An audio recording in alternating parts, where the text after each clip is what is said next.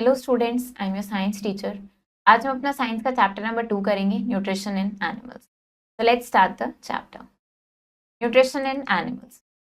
Identify these label structures. अब यहाँ पे हमें कुछ स्ट्रक्चर्स लेबल्ड गिवन है A, B, C, D, E and F in human digestive system. तो आपको क्या करना है, इनको आइडेंटिफाई करना है और यहाँ पे इनको बताना है कि ये कौन से स्ट्रक्चर्स हैं। फॉर एग्जाम्पल हमें यहाँ पे ये A, B, C, F इस तरीके से ये सारे स्ट्रक्चर्स हमें लेबल्ड गिवन है। तो आपको बताने जैसे हमें दिख रहे हैं F क्या है, this is large intestine. Then E की बात करें तो ये क्या है, यहाँ पे ये पैनक्रियास है। And this is stomach, liver, food pipe है, माउथ है। तो आपको ये सबको आइडेंटिफाई करना है, यहाँ पे बताना है और इनके बारे में अभी हम इस चैप्टर में पढ़ेंगे। Food is one of the most essential requirements for living organisms as it provides them with energy. Unlike green plants that can prepare their own food through photosynthesis, all other organisms must depend on other sources for nourishment, making them heterotrophic. The food consumed by organisms is usually complex and must be broken down into simpler, soluble forms to be utilized by their microscopic cells. This breakdown process allows the nutrients to reach every cell of the body and provide the necessary energy for various life processes. तो food एक बहुत important essential requirement है living organism का, क्योंकि वो energy provide करता है। Green plants क्या करते हैं, अपना खाना खुद बना लेते हैं, लेकिन बाकी ऑर्गेनिजम्स जो डिपेंड करते हैं दूसरे सोर्सेज पे नरिशमेंट के लिए, वो क्या होते हैं, हेट्रोट्रॉफिक होते हैं। अब food consumed by organisms usually complex होता है, तो उसको सिंपलर स्मॉलर सॉल्युबल फॉर्म्स में उसको ब्रेक करना है, जिससे कि वो माइक्रोस्कोपिक सेल्स उसको यूटिलाइज कर पाए बॉडी में। तो ये जो ब्रेक डाउन है, जिससे न्यूट्रिएंट्स हर सेल तक पहुंच पाए बॉडी के, इसमें क्या होता है, एनर्जी रिक्वायर्ड होती है इन प्रोसेसेस को कंटिन्यू करने के लिए, और वो एनर्जी कहाँ से आती है, फूड से ही आती है। In the first chapter you learn that plants are mainly autotrophs, making their own food. However, animals are heterotrophs and rely on other organisms for nourishment. Animals can be herbivores, carnivores or omnivores, and they obtain ready-made food from plants or other animals. अब first chapter में आपने क्या पढ़ा, plants के बारे में पढ़ा कि वो ऑटोट्रॉफ्स होते हैं, अपना खाना खुद बनाते हैं, लेकिन एनिमल्स हेटेरोट्रॉफ्स होते हैं, दूसरे ऑर्गेनिजम्स पे डिपेंड होते हैं नरिशमेंट के। अब एनिमल्स हर्बीवोर्स, कार्निवोर्स, ओमनिवोर्स भी हो सकते हैं, जो रेडीमेड फूड ऑब्टेन करते हैं प्लांट्स या दूसरे animals. Modes of nutrition, animals obtain their nutrition in different ways. तो एनिमल्स अपने न्यूट्रिशन अलग अलग तरीके से ऑब्टेन करते हैं। इसमें क्या क्या आ जाता है, parasitic, saprophytic, symbiotic and holozoic. Along these holozoic nutrition is most common, ये सबसे कॉमन है among free living organisms, tiny single cell creatures जैसे कि अमीबा से लेकर larger complex beings like humans तक। Holozoic nutrition, Holozoic nutrition is a mode of nutrition in which organisms consume solid or liquid organic matter. This type of nutrition involves 5 main steps: ingestion, digestion, absorption, assimilation, and egestion. Holozoic animals can be herbivores, carnivores, or omnivores. Herbivores may be further classified as frugivores, which feed on fruits, or fluid feeders like bees and butterflies. Carnivores may include insectivores, piscivores, fish eaters, or sanguinivores, bloodsuckers. तो holozoic nutrition एक mode of nutrition है जिसमें organisms क्या करते हैं, solid या liquid organic matter को consume करते हैं। अब इसमें 5 मेन स्टेप्स होते हैं, उन स्टेप्स को यहाँ पे हम पढ़ेंगे। And holozoic animals herbivores, carnivores, omnivores कैसे भी हो सकते हैं। हर्बीवोर्स को और फर्दर क्लासीफाई कर सकते हैं हम फ्रूगीवोर्स। फ्रूगीवोर्स क्या होते हैं, जो फ्रूट्स पे फीड करते हैं या फ्लूइड फीडर्स होते हैं जैसे कि बीज एंड बटरफ्लाइज। कार्निवोर्स में इंसेक्टिवोर्स, पिसीवोर्स ये क्या होते हैं, फिश ईटर्स होते हैं, और सैंग्यूनिवोर्स ब्लड सकर्स होते हैं, ये सब कार्निवोर्स में आ जाते हैं। तो अब ये हम क्या देखते हैं, यहाँ पे 5 मेन स्टेप्स देखते हैं पहले इस type of nutrition. Ingestion, process of taking in food, जो फूड हमने इनटेक किया उसको इंजेशन बोलते हैं। Digestion, breakdown of complex food molecules, complex food molecules का जो ब्रेकडाउन है सिंपलर वंस में डाइजेस्टिव जूसेस की हेल्प से, उसको डाइजेशन बोलते हैं। Absorption, process where digested food is absorbed into body fluids. अब वो प्रोसेस जहाँ पे डाइजेस्टेड फूड को एब्जॉर्ब किया है बॉडी फ्लूइड्स की हेल्प से, like bloods to reach every part of body, जैसे कि ब्लड की हेल्प से एब्जॉर्ब किया है जिससे कि वो बॉडी के हर पार्ट तक पहुंच सके, that is absorption. Assimilation, when absorbed food reaches cells to be used to get energy from it. Assimilation क्या है, जब ये एब्जॉर्ब्ड फूड सेल्स तक पहुंचता है to be used to get, जिससे कि एनर्जी मिलती है। Egestion, elimination of undigested food material from the body. Egestion क्या हो गया, अनडाइजेस्टेड फूड मटेरियल को बॉडी से एक्सक्रीट आउट करना, एक्सपेल करना is egestion. Fill in the blanks to complete the steps of holozoic nutrition. अब ये ब्लैंक्स फिल करने हैं हमें। The process of taking in food, food को इनटेक करना क्या कहलाता है? Ingestion. Dash is the breakdown of complex food molecules, food molecules को, कॉम्प्लेक्स फूड मॉलिक्यूल्स को ब्रेक करना क्या कहलाता है? डाइजेशन कहलाता है। ड्यूरिंग डैश, अब during dash digested food absorb होता है बॉडी फ्लूइड्स में, वो क्या होता है? During absorption. डैश इन्वॉल्व्स, अब किस कौन से प्रोसेस में? Utilizing absorbed food for energy, यानी जो फूड एब्जॉर्ब हुआ है वो एनर्जी के लिए यूज होता है, वो किस में होता है? Assimilation. Elimination of undigested food, अब ये जो अनडाइजेस्टेड फूड है इसको एलिमिनेट करना क्या कहलाता है? डाइजेशन कहलाता है। तो आपको क्या बताना है? 5 मेन स्टेप्स बताने हैं जो होलोजोइक न्यूट्रिशन में आता है और उनके फंक्शंस बताने हैं। तो अब हम न्यूट्रिशन देखते हैं अमीबा में। Amoebas are single-celled organisms found in water, feeding on microscopic plants and animals through a process called holozoic nutrition. Within its single cell, an amoeba completes all 5 steps of feeding process known as phagocytosis. This involves extended pseudopodia to engulf prey, digesting it within food vacuoles, absorbing nutrients into cell cytoplasm, and utilize them for energy and growth. Waste products are then expelled through the cell membrane, ensuring efficient nutrient utilization. तो amoeba क्या है? Single celled organisms हैं जो water में देखे जाते हैं और ये किस पे करते हैं? माइक्रोस्कोपिक प्लांट्स एंड एनिमल्स पे फीड करते हैं through a process called holozoic nutrition. तो विद इन सिंगल सेल, अब सिंगल सेल में अमीबा क्या करता है? अपने 5 स्टेप्स पूरे कंप्लीट कर लेता है फीडिंग प्रोसेस के, जिसको हम फैगोसाइटोसिस बोलते हैं। अब इसमें क्या आता है? ये अपने स्यूडोपोडिया को एक्सटेंड करता है जिससे प्रे को एनगल्फ करता है, डाइजेस्ट करता है फूड वैक्यूल्स में, न्यूट्रिएंट्स एब्जॉर्ब करता है सेल के साइटोप्लाज्म में, एनर्जी यूटिलाइज करता है, ग्रोथ में हेल्प करता है और वेस्ट प्रोडक्ट को वापस एक्सपेल कर देता है थ्रू सेल मेम्ब्रेन और इंश्योर करते हुए कि एफिशिएंट न्यूट्रिशन यूटिलाइज हो चुका हो। Injection, amoeba lacks well-defined body organs but possesses a jelly-like body with an irregular shape.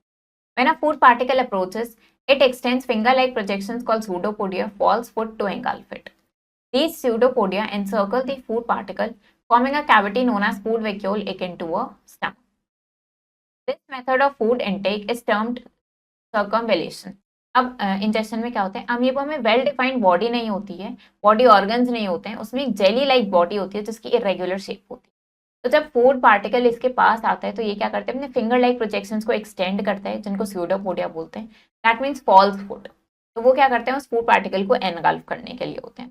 अब ये स्यूडोपोडिया उस फूड पार्टिकल को सर्कल कर लेते हैं, पूरे कैविटी फॉर्म करते हैं जिसको हम फूड वैक्यूल बोलते हैं, सिमिलर होता है स्टमक की तरह। तो अब ये मेथड जो है फूड इनटेक का, इसको हम circumvallation. Next is digestion. Within the food vacuole, our digestive enzymes are released to break down the trapped food into small, soluble molecules. Digestion primarily occurs inside the food vacuole. तो digestion कैसे हो रहा है? Food vacuole के अंदर कुछ special digestive enzymes release करे जाते हैं जो इस ट्रैप्ड फूड को स्मॉल सॉल्युबल मॉलिक्यूल्स में ब्रेक करते हैं। अब डाइजेशन फूड वैक्यूल के अंदर हो रहा है। Absorption, the digested food in food vacuole is absorbed directly into the cytoplasm of the amoeba through diffusion. This absorbed food then spreads through the entire cell. अब ये जो डाइजेस्टेड फूड है food vacuole में, ये absorb हो जाता है directly cytoplasm में अमीबा के थ्रू डिफ्यूजन। एब्जॉर्ब फूड फिर क्या होता है? पूरे एंटायर सेल में स्प्रेड हो जाता है। Assimilation, amoeba utilizes the absorbed food for 2 main purposes. Firstly, a portion of the food is used to obtain energy, vital for its metabolic processes. Secondly, another portion of food is utilized to construct various parts of amoeba cell, promoting its growth and maintenance. तो amoeba क्या करता है? इस absorb food को use करता है 2 main purpose के लिए। पहला क्या हो गया कि कुछ पोर्शन फूड का यूज करता है वो एनर्जी ऑब्टेन करने के लिए जो उसके मेटाबॉलिक प्रोसेस के लिए इंपॉर्टेंट है। सेकेंडली, बाकी पोर्शन वो यूज करता है फूड का अपने अमीबा सेल के वेरियस पार्ट्स कंस्ट्रक्ट करने के लिए जो उसकी ग्रोथ और मेंटेनेंस के लिए इंपॉर्टेंट है। Digestion. Any waste products left behind after digestion, including undigested food, carbon dioxide, and excess water, are expelled through the cell membrane. This process ensures the removal of unnecessary substances, maintaining the amoeba's internal balance. तो कोई भी waste product जो पीछे रह गया है जैसे कि डाइजेशन के बाद for example undigested food, carbon dioxide या एक्सेस वाटर, ये सब सेल के थ्रू बाहर निकल जाते हैं थ्रू सेल मेम्ब्रेन। अब ये प्रोसेस में ध्यान रखा जाता है कि अननेसेसरी सब्सटेंसेस बाहर निकल जाएं और अमीबा का इंटरनल बैलेंस मेंटेन रहे। An amoeba can change its shape constantly, which helps it to engulf food and move around. This unique ability is due to its flexible cell membrane and cytoplasm. तो amoeba अपनी shape constantly change कर सकता है, जिसकी help से वो food को engulf करता है और आगे आसपास मूव करता है। तो ये जो इसकी यूनिक एबिलिटी है, ये किस वजह से? इसके फ्लेक्सिबल सेल मेम्ब्रेन और साइटोप्लाज्म की वजह से। Next is nutrition in hydra. Hydra is a multicellular aquatic animal with many thread-like structures called tentacles around its mouth. These tentacles help in catching prey. The tentacles containing stinging cells that kill the prey with poisonous secretions. These tentacles then bring the dead prey to the hydra's mouth, where it is ingested, digested, absorbed, and assimilated within the body cavity. तो hydra क्या है? Multi cellular aquatic animal. Aquatic animal मतलब जो water में रहते हैं। तो with many thread like structures, जिनको टेंटिकल्स बोलते हैं, उसके माउथ के अराउंड होते हैं। अब ये टेंटिकल्स क्या करते हैं? प्रे को कैच करने में हेल्प करते हैं। ये टेंटिकल्स में स्टिंगिंग सेल्स होते हैं जो प्रे को किल कर देते हैं पॉइजनस सिक्रीशंस सेक्रीट करके। ये टेंटिकल्स क्या करते हैं? फिर ये डेड प्रे को हाइड्रा के माउथ के पास लेके आते हैं, जहाँ पे वो इंजेस्ट किया जाता है, फिर डाइजेस्ट होता है, एब्जॉर्ब होता है और एसिमिलेट हो जाता है बॉडी कैविटी में। How does hydra uses its tentacles to catch and consume its prey? आपको बताना है कि हाइड्रा अपने टेंटिकल्स को कैसे यूज करता है प्रे को कैच और कंज्यूम करने में। नाउ न्यूट्रिशन देखते हैं बाकी एनिमल्स में। तो कुछ एनिमल्स में और न्यूट्रिशन वैरी करता है। First is paramecium.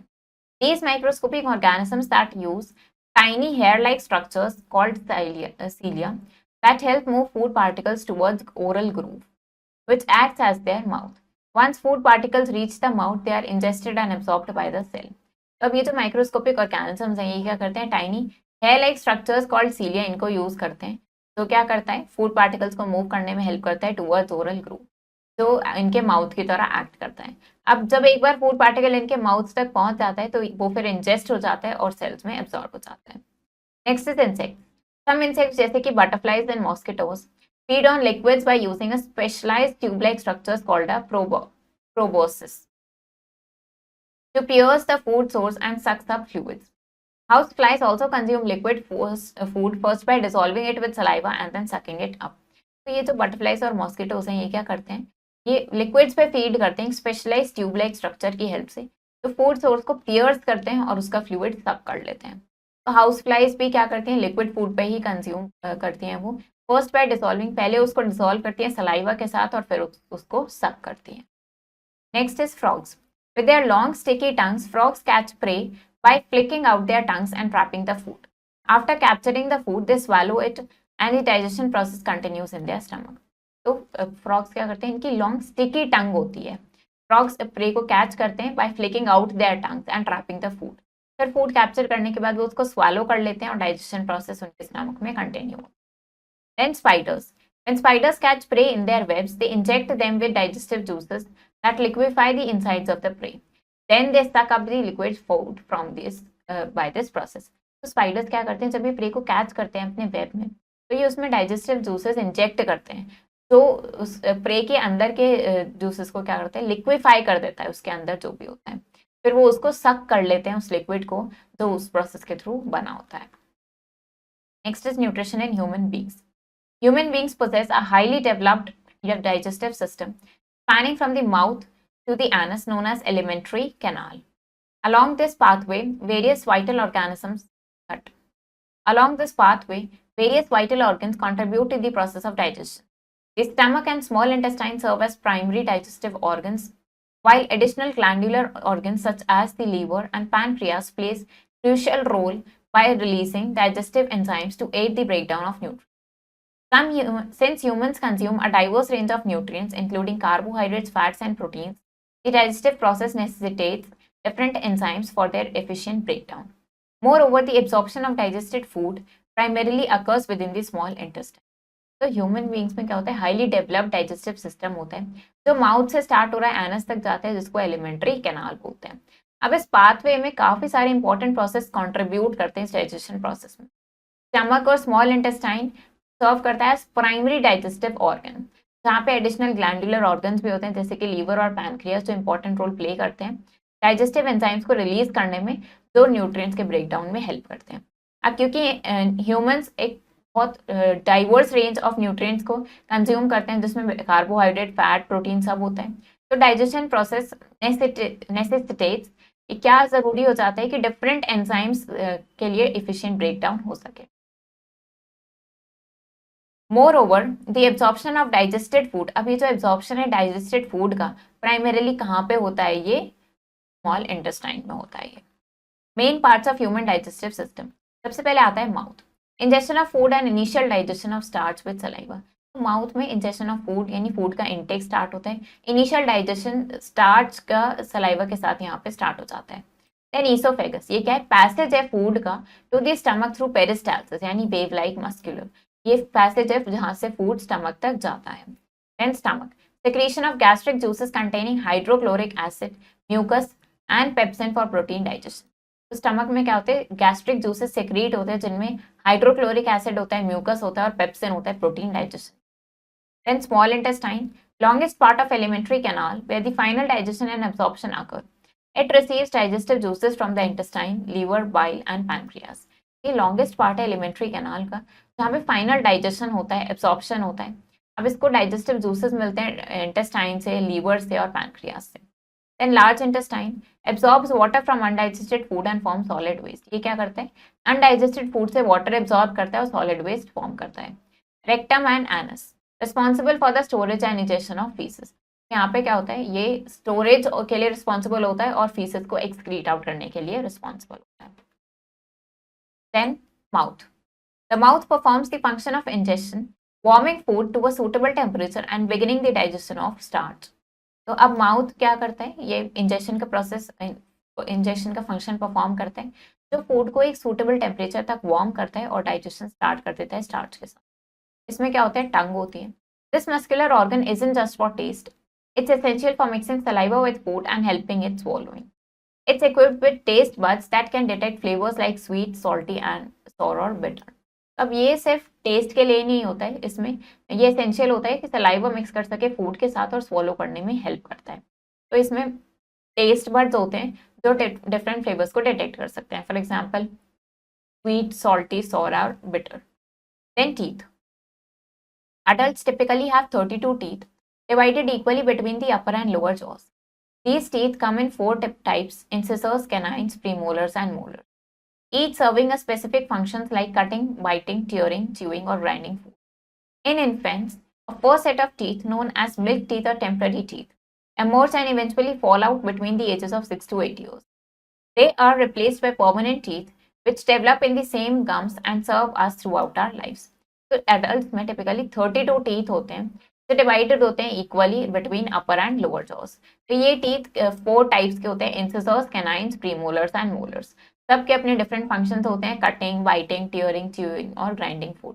तो इन्फेंट्स में जो फर्स्ट सेट होता है टीथ का उसको मिल्क टीथ या प्राइमरी टीथ बोलते हैं, जो इमर्ज आउट होते हैं और इवेंचुअली 6 to 8 ईयर्स की एज में वो फॉल हो जाते हैं। उसके बाद ये रिप्लेस होते हैं परमानेंट टीथ से जो डेवलप होते हैं सेम गम्स में और सर्व करते हैं हमारी लाइफ में throughout. Then salivary glands, the mouth houses 3 pairs of salivary glands, 1 pair near the upper jaw and 2 near the lower jaw। They produce saliva, a watery liquid containing an enzyme called salivary amylase। This enzyme starts breaking down complex carbohydrates like starch into simpler sugar like glucose। Saliva also helps moisten food, making it easier to swallow, a process known as mastication। तो अब mouth में 3 pairs of salivary glands होते हैं, एक pair होता है अपर jaw में और 2 पेयर होते हैं लोअर जॉ में। अब ये सलाइवा प्रोड्यूस करते हैं तो एक वाटरी फ्लूइड होता है जिसमें एंजाइम होता है जिसको सलाइवरी एमाइलेज बोलते हैं। अब ये एंजाइम क्या करता है, कॉम्प्लेक्स कार्बोहाइड्रेट्स को ब्रेक डाउन करता है जैसे कि स्टार्च को करता है सिंपलर सब शुगर्स लाइक ग्लूकोज। सलाइवा और क्या करता है, फूड को मॉइस्ट करने में हेल्प करता है जिससे कि वो स्वॉलो करने में ईजी होता है और इस प्रोसेस को हम मैस्टिकेशन बोलते हैं। now एक एक्टिविटी देखते हैं, objective to demonstrate the role of saliva in the digestion of starch. इसमें हम सलाइवा का रोल देखेंगे डाइजेशन ऑफ स्टार्च में। मटेरियल्स रिक्वायर्ड 2 टेस्ट ट्यूब चाहिए हमें, iodine solution, dropper, starch solution, saliva sample चाहिए और simply spit in a clean container और हमें टाइमर चाहिए। Procedure, fill both test tubes half way with starch solution. अब दोनों टेस्ट ट्यूब को हाफ फिल कर देना है starch solution.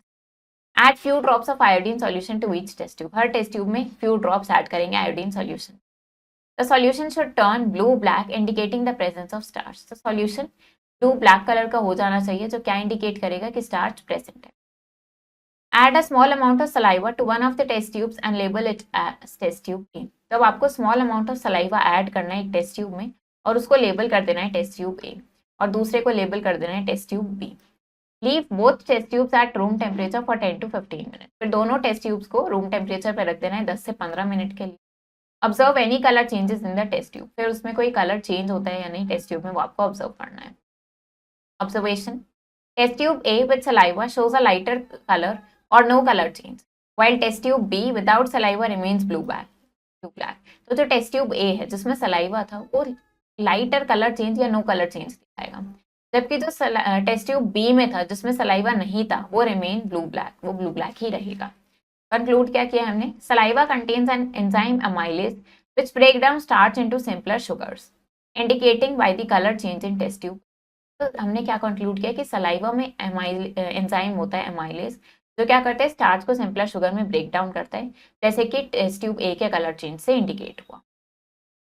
Next is oesophagus. The oesophagus also known as food pipe is a crucial part of the digestive system.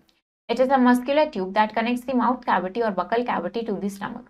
While no digestion takes place in the esophagus, it serves an essential function in moving food from the mouth to the stomach. This movement is facilitated by the muscular walls of the esophagus, which contract in a wave-like manner. These contractions are known as peristaltic movements, which push the food downwards towards the stomach. The esophagus runs through the chest parallel to the windpipe. Esophagus, जिसको हम food pipe भी बोलते हैं, ये काफी important part है digestive system का। ये मस्कुलर ट्यूब है जो क्या करता है माउथ कैविटी या बकल कैविटी को कनेक्ट करता है स्टमक से। इसमें कोई डाइजेशन नहीं होता है, लेकिन ये एसेंशियल फंक्शन प्रोवाइड करता है, फूड को मूव करता है ये माउथ से स्टमक तक। तो ये जो मूवमेंट है ये मस्कुलर वॉल्स के थ्रू होता है ईसोफेगस की, जो क्या करती हैं कॉन्ट्रैक्ट करती हैं वेव लाइक मैनर में।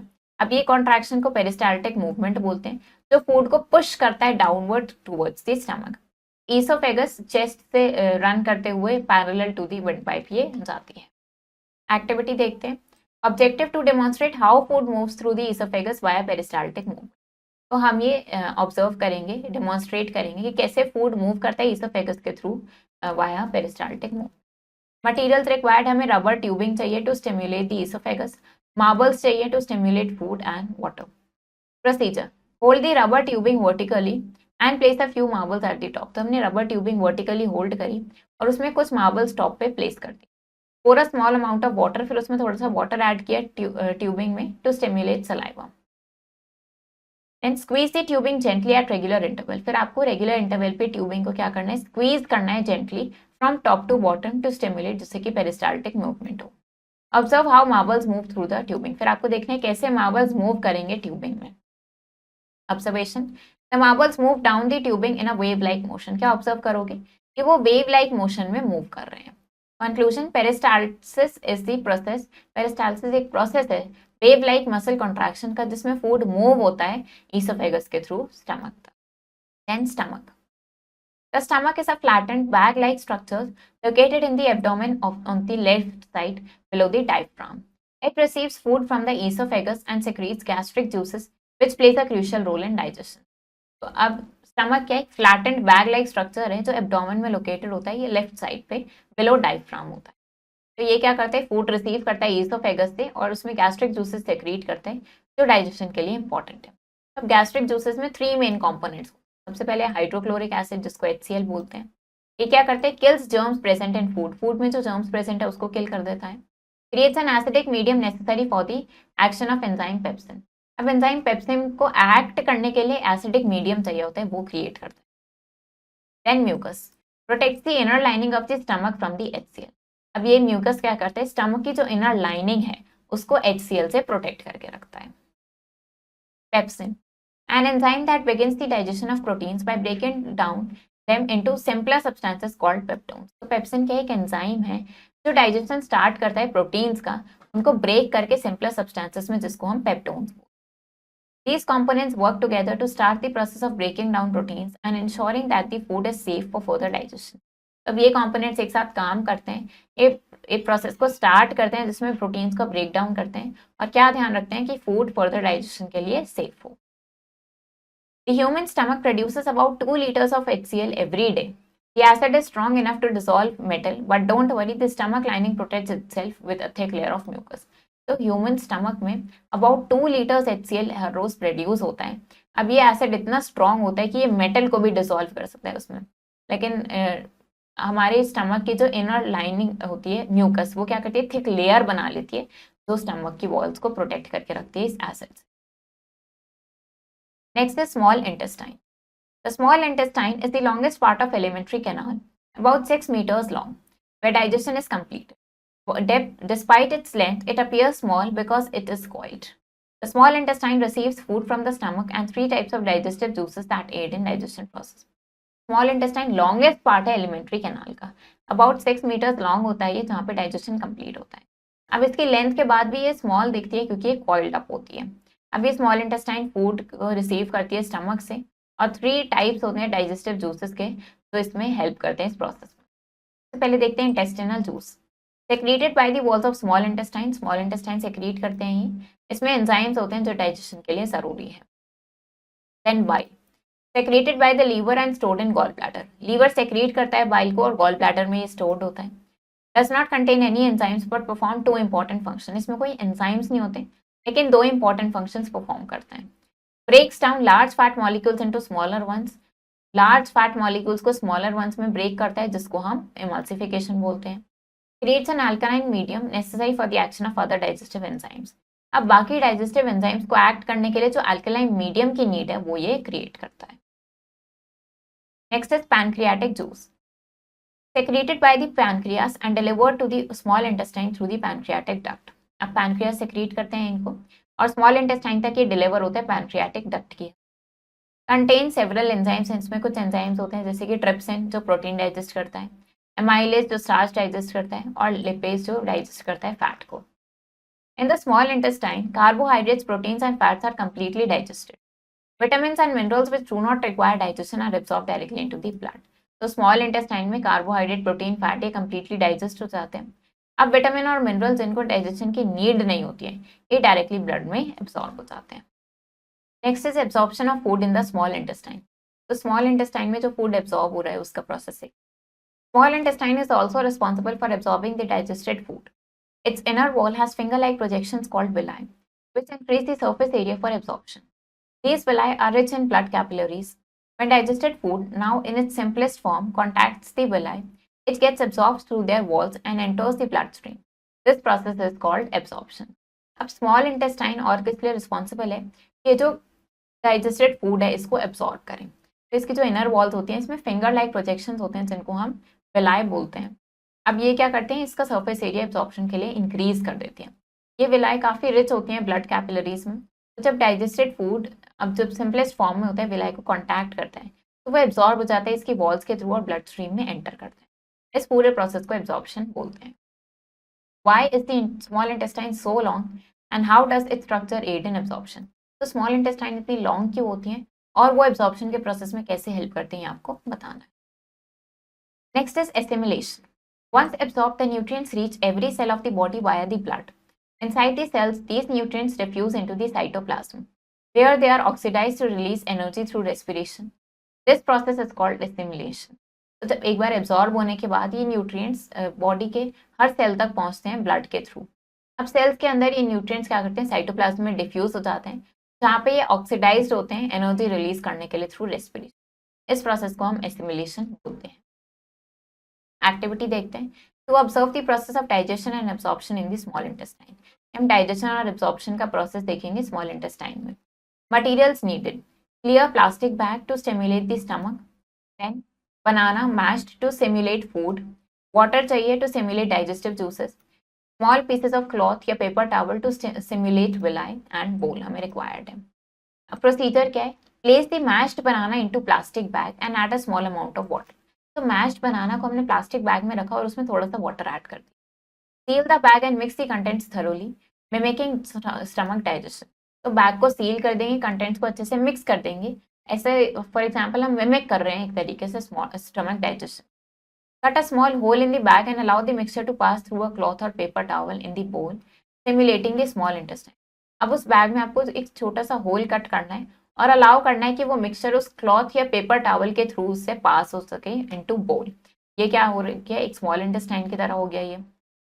Observe how the liquid part passes through while larger pieces remain on the cloth. तो आप क्या देखो कि लिक्विड पार्ट पास हो रहा है और लार्जर पीसेस ऊपर ही रह जाएंगे। Observation, the liquid part of the mixture passes through the cloth while the larger pieces don't. कि लिक्विड पार्ट जो है पास हो गया और लार्जर पीसेस नहीं. Conclusion, the small intestine absorbs nutrients through its villi, which allows digested food to pass into the bloodstream, while undigested materials continues through the digestive tract. तो अब small intestine क्या करता है, न्यूट्रिएंट्स को absorb करता है villi के through, जो डाइजेस्टेड फूड को एब्जॉर्ब करता है और हेल्प करता है कि वो पास हो जाए ब्लड स्ट्रीम में, और जो अनडाइजेस्टेड मटेरियल है वो डाइजेस्टिव ट्रैक्ट में ही कंटिन्यू करता है. Next is large intestine. After the digested food is absorbed by the blood capillaries in the small intestine, the remaining undigested food moves into the large intestine, which is about 1.5 meters long. This wide tubular structure absorbs water from the undigested food. The resulting solid waste is then pushed towards the rectum for elimination. तो इस digested food के absorb होने के बाद by blood capillaries in the small intestine, जो undigested food रह जाता है वो मूव करता है लार्ज इंटेस्टाइन में, जो अबाउट 1.5 मीटर लॉन्ग होती है. तो ये वाइट ट्यूबुलर स्ट्रक्चर क्या करती है, वाटर को एब्जॉर्ब करती है अनडाइजेस्टेड फूड से. द रिजल्टिंग सॉलिड वेस्ट जो होता है फिर वो पुश कर दिया जाता है towards rectum for elimination. Classify the following digestive organs into their correct functions. तो अब यहाँ पे कुछ डाइजेस्टिव ऑर्गन्स के बने, इनको करेक्ट फंक्शन के साथ यहाँ पे क्लासिफाई करेंगे. सबसे पहले हमारे पास इंजेशन एंड इनिशियल डाइजेशन. तो इंजेशन और इनिशियल डाइजेशन कहाँ स्टार्ट हो जाता है, माउथ में. पैसेज ऑफ फूड, जो फूड का पैसेज है उसको क्या बोलते हैं, ईसोफेगस. प्रोटीन डाइजेशन कहाँ होता है, ये स्टमक में होता है. फाइनल डाइजेशन और न्यूट्रिएंट एब्जॉर्प्शन ये कहाँ होते हैं, स्मॉल इंटेस्टाइन में होते हैं. और वाटर एब्जॉर्प्शन और सॉलिड वेस्ट का फॉर्मेशन कहाँ होता है, लार्ज इंटेस्टाइन में होता है. Next, rectum.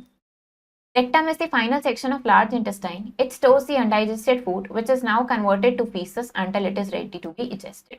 तो रेक्टम क्या है, फाइनल सेक्शन है लार्ज इंटेस्टाइन का, जो अनडाइजेस्टेड फूड को स्टोर करता है, जो कन्वर्ट हो जाता है फीसेस में, और वो अंटिल कन्वर्ट होता है फीसेस में और वहाँ रहता है वो जब तक वो रेडी नहीं होता है इजेस्ट होने. Then anus. Anus is the opening at the end of digestive tract. It is through the anus that pieces are digested from the body. Anus क्या है, ओपनिंग होती है at the end of digestive tract. अब anus के थ्रू ही faeces egest होते हैं बॉडी से. तो अब अगर हम यहाँ पे इस फ्लो चार्ट को देखें तो सबसे पहले फूड इंजेस्ट हो रहा है माउथ में, एंड ये सब माउथ में प्रेजेंट होता है. ईसोफेगस के थ्रू वो कहाँ होता है, स्टमक में ट्रांसपोर्ट होता है. यहाँ पे HCl, म्यूकस और पेप्सिन एक्ट करते हैं इस पे. देन स्मॉल इंटेस्टाइन पे जाता है, उसके फंक्शन परफॉर्म होते हैं, डाइजेस्टेड फूड एब्जॉर्ब होता है. फिर जो फूड रह जाता है डाइजेशन के बाद वो लार्ज इंटेस्टाइन में जाता है, यहाँ पे वाटर एब्जॉर्ब होता है. देन रेक्टम में जाते हैं, यहाँ अनडाइजेस्टेड फूड स्टोर होता है और इजेशन हो जाता है फिर एनस के थ्रू. अब डाइजेशन देखते हैं रूमिनेंट्स में. Herbivorous animals such as cows, goats, sheep and buffaloes consume grass and small plants, which are rich in cellulose. These animals, known as ruminants, have a specialized stomach to digest cellulose with the help of symbiotic bacteria because their digestive system lack the necessary enzymes to break down cellulose on their own. The ruminant stomach consists of 4 chambers: the rumen, reticulum, omasum and abomasum. तो herbivores animal जैसे कि काऊ, गोट, sheep, बफलोस, ये क्या करते हैं, grass और small plants को consume करते हैं जो सेल्यूलोज में रिच होते हैं. अब ये एनिमल्स, इनको रूमिनेंट्स बोलते हैं. इनका स्पेशलाइज स्टमक होता है, ये सेल्यूलोज को डाइजेस्ट कर सकें सिम्बायोटिक बैक्टीरिया की हेल्प से, क्योंकि इनके डाइजेस्टिव सिस्टम में नेसेसरी एंजाइम्स नहीं होते. रूमिनेंट स्टमक में क्या क्या होते हैं, 4 चैम्बर्स होते हैं इसमें: रूमेन, रेटिकुलम, ओमासम एंड एबोमासम. तो इसका प्रोसेस देखते हैं. सबसे पहले ingestion. Ruminants ingest their food quickly without chewing and swallow it. The food passes through the esophagus and enters the rumen, the largest chamber of the stomach. In the rumen, symbiotic bacteria help break down the cellulose in food. तो ruminants क्या करते हैं, food को एकदम तेजी से ingest कर लेते हैं, उसको च्यू नहीं करते हैं और सीधा स्वॉलो कर लेते हैं. अब ये फूड ईसोफेगस के थ्रू पास होता है और र्यूमन में एंटर करता है, तो लार्जेस्ट चैम्बर होता है इनके स्टमक का. अब र्यूमन में सिम्बायोटिक बैक्टीरिया इनको हेल्प करता है कि ये इस फूड को ब्रेक कर सके, तो सेल्यूलोज है उसमें. Then rumen. Rumen is the first and largest chamber where the initial digestion of cellulose occurs with the help of symbiotic bacteria. These bacteria possess the necessary enzymes to break down cellulose into simpler compounds that the ruminant can absorb and utilize. तो rumen क्या है, first और largest chamber है जहाँ पे initial digestion होता है cellulose का, अकर होता है with the help of symbiotic bacteria. अब ये बैक्टीरिया क्या करते हैं, नेसेसरी एंजाइम्स होते हैं इसमें जो ब्रेक करते हैं सेल्यूलोज को सिंपलर कंपाउंड्स में, दैट द रूमिनेंट, जो रूमिनेंट एब्जॉर्ब कर सकता है और यूटिलाइज कर सकता है. Then reticulum. After the rumen the partially digested food moves to the reticulum. Here the food is further broken down and formed into pulpy mass known as cud. तो rumen के बाद ये जो partially digested food है ये reticulum में जाता है जहाँ पे फूड और फर्दर ब्रेक डाउन होता है और वो एक पल्पी मास बना लेता है जिसको हम कड बोलते हैं. Regurgitation, rumination. The cud is regurgitated back into the mouth where the ruminant chews it thoroughly at leisure. This process called rumination allows for better mechanical breakdown of the food.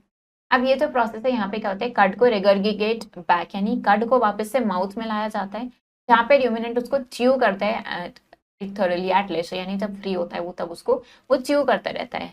तो ये प्रोसेस rumination कहलाता है जिसमें better mechanical breakdown होता है food का. Then ओमासम. The chewed cud then passes into the omasum, the third and smallest chamber where water and some nutrients are absorbed. अब ये जो chewed cud होता है ये ओमासम में पास होता है जो थर्ड और स्मॉलेस्ट चैम्बर होता है जहाँ पे वाटर और कुछ न्यूट्रिएंट्स एब्सॉर्ब्ड होते हैं. देन एबोमासम फाइनल चैम्बर होता है. Abomasum functions like a true stomach. ये ट्रू स्टमक की तरह फंक्शन करता है. It secretes digestive enzymes that aid in the digestion of protein. तो ये क्या करता है डाइजेस्टिव एंजाइम सेक्रीट करता है तो जो प्रोटीन के डाइजेशन में हेल्प करते हैं. Then absorption. Digested food then moves into small intestine when nutrients are absorbed into the bloodstream. ये digested food small intestine में move करता है जहाँ पे nutrients absorb होते हैं bloodstream में. This specialized digestive system allows ruminants to efficiently extract nutrients from cellulose-rich food by utilizing symbiotic bacteria to break down cellulose into digestible compounds. अब ये जो specialized digestive system है ये अलाउ करता है र्यूमिनेंट को कि वो एफिशिएंटली न्यूट्रिएंट्स एक्सट्रैक्ट कर सके सेल्यूलोज रिच फूड में से सिम्बायोटिक बैक्टीरिया का यूज करके और ब्रेक डाउन कर सके सेल्यूलोज को डाइजेस्टिव कंपाउंड में. Cows have a unique way of digesting food. They regurgitate and re-chew their food, a process called rumination or chewing the cud, which can occur for up to 8 hours a day. तो cows में एक unique way होता है food को digest करने का. वो अपने फूड को रिगर्गिगेट यानी रीच्यू करते हैं वापस से माउथ में लेके आते हैं और उसको च्यू करते हैं फूड को. तो इस प्रोसेस को हम र्यूमिनेशन बोलते हैं और या फिर च्यूइंग द कड बोलते हैं और ये 8 आवर्स तक हो सकता है एक डे में. New words. Saprozoic, a mode of nutrition in which organisms absorb nutrients from decaying organic matter. तो वो mode of nutrition जिसमें organisms dead और decaying organic matter से nutrients absorb करते हैं. Symbiotic, a relationship between two different species. Symbiotic क्या एक relationship है दो different species में जो benefit करता है दोनों ही organisms. Then phagocytosis, the process by which cell engulfs solid particles. अब वो process जिसमें cell क्या करते हैं solid particle को engulf करते हैं इंटरनल कंपार्टमेंट बना के जिसको हम वैक्यूल बोलते हैं. Proboscis, a tubular structure used for feeding और sucking fluids in certain insect. तो कुछ इंसेक्ट्स में एक ट्यूबुलर स्ट्रक्चर होता है जो फीडिंग या फ्लूइड्स को सक करने के लिए यूज होता है. Peristalsis, the involuntary muscular contractions that propel food along the digestive tract. Peristalsis क्या है इनवॉलंटरी मस्कुलर कॉन्ट्रैक्शंस होती हैं जो फूड को मूव करने में हेल्प करता है through digestive tract. Emulsification, the process of breaking down large fat molecules into simpler droplets to aid in digestion. तो अब वो प्रोसेस जिसमें large fat molecules break down होते हैं स्मॉलर ड्रॉपलेट्स में डाइजेशन में हेल्प करने के लिए. Rumination, the process by which ruminants regurgitate partially digested food or cud to chew it again for better digestion. तो वो प्रोसेस जिससे ruminants क्या करते हैं regurgitate अपना जो partially digested food या जो cud है उसको च्यू करते हैं दोबारा से better digestion. Cellulose, a complex carbohydrate found in the cell walls of plants, serving as a source of energy for herbivores. तो cellulose क्या है कॉम्प्लेक्स कार्बोहाइड्रेट है जो सेल वॉल्स में मिलता है ऑफ प्लांट्स जो क्या करता है एक सोर्स ऑफ एनर्जी की तरह एक्ट करता है हर्बिवोर्स के लिए. लिविंग ऑर्गेनिजम्स को एनर्जी रिक्वायर्ड होती है जो कहाँ से मिलती है उन्हें फूड से through different modes of nutrition. Animals rely on heterotrophic nutrition. Animals heterotrophic nutrition पर रिलाई करते हैं. होलोजोइक न्यूट्रिशन और इनका मोस्ट कॉमन मेथड होता है. होलोजोइक न्यूट्रिशन में 5 मेन स्टेप्स होते हैं injection, digestion, absorption, assimilation and egestion. Amoebas and hydra, amoeba और हाइड्रा में क्या होता है होलोजोइक न्यूट्रिशन होता है एलिवेट इन डिफरेंट फेज में होता है to their cellular complexity. Other animals जैसे कि पैरामीशियम, इंसेक्ट, फ्रॉग, स्पाइडर्स इनका यूनिक फीडिंग मैकेनिज्म होता है जो इनकी हैबिटेट और डाइट पे डिपेंड करता है. Human beings possess a complex digestive system. Human beings का कॉम्प्लेक्स डाइजेस्टिव सिस्टम होता है. स्पेशलाइज्ड ऑर्गन्स होते हैं डाइजेशन, एब्जॉर्प्शन और एलिमिनेशन के लिए. ह्यूमन डाइजेस्टिव सिस्टम में क्या होता है mouth, oesophagus, stomach, small intestine, large intestine, rectum and anus.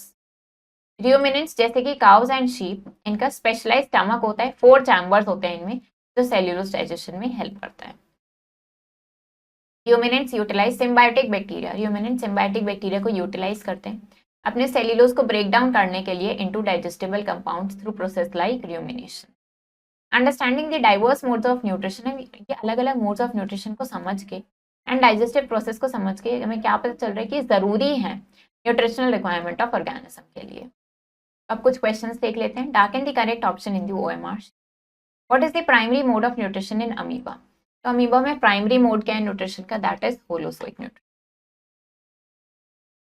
Which enzyme in gastric juice aids in the digestion of proteins? अब गैस्ट्रिक जूस का कौन सा एंजाइम है जो प्रोटीन डाइजेशन में हेल्प करता है? That is pepsin. What is the function of villi in small intestine? Small intestine में विलाई का क्या फंक्शन है? वो क्या करता है? डाइजेस्टेड फूड को एब्सॉर्ब करता है। What is the final chamber in ruminant stomach? जहाँ पे डाइजेस्टिव एंजाइम सेक्रीट होते हैं। तो फाइनल चैम्बर कौन सा है र्यूमिनेंट स्टमक का, जहाँ डाइजेस्टिव एंजाइम सेक्रीट हो रहे हैं? वो क्या है? एबोमास्म। Which of the following animals exhibits saprozoic nutrition? Saprozoic nutrition किस में होता है? इनमें से पैरामीशियम में होता है। Next is fill in the blanks. Amoebas feed through the process of dash nutrition. Amoeba कौन से न्यूट्रिशन के प्रोसेस के साथ फीड करते हैं? That is holozoic nutrition. The process of breaking down, अब वो प्रोसेस जिसमें लार्ज फैट मॉलिक्यूल्स को स्मॉलर वंस में ब्रेक करते हैं, उसको क्या बोलते हैं हम? Emulsification.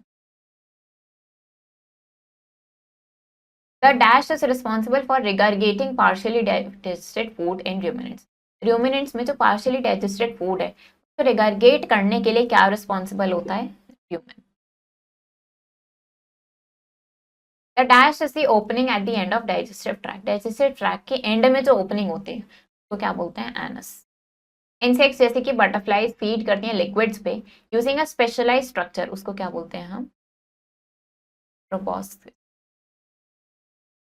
Next is true and false. Esophagus plays a role in digestion. Esophagus digestion में role play करता है. False. Amoeba lack well defined body organs. Amoeba में well defined body organs नहीं होते हैं. True. Large intestine primarily absorbs nutrients from digested food. Large intestine primarily क्या करते हैं? Nutrients को absorb करता है digested food से. False. Hydra primarily relies on photosynthesis for nutrition. Hydra photosynthesis पे rely करता है nutrition के लिए. False. In rumen of ruminants symbiotic bacteria क्या करता है? ब्रेक डाउन करता है सेल्यूलोज को. ट्रू. तो चैप्टर हमारा फिनिश हो गया है. आई होप आपको ये चैप्टर समझ आया होगा. आप इसको रीड करो अच्छे से. हम मिलेंगे नेक्स्ट वीडियो में. Thank you and have a nice day.